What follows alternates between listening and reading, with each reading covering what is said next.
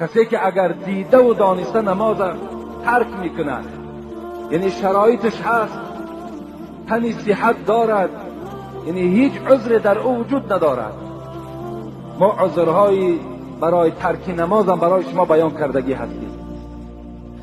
بازم این اگر نماز نخواند، پیغمبر اعلان کردن که فقط کفر و به تحقیق کافر شد. این حدیث شیخ محمد اسلم توسی میگوید 30 سال در دست من فقط جستجو در قرآن میکردم با کدام آیت این مانم باشد.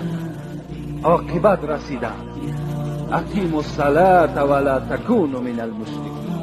خدا امر کرده بود است که نماز بخوان ای بنده تا که از زمره مشرک ها نباشید. یعنی اگر شما نماز نخوانید شما از گروه مشرکان هستید. این حدیث گفت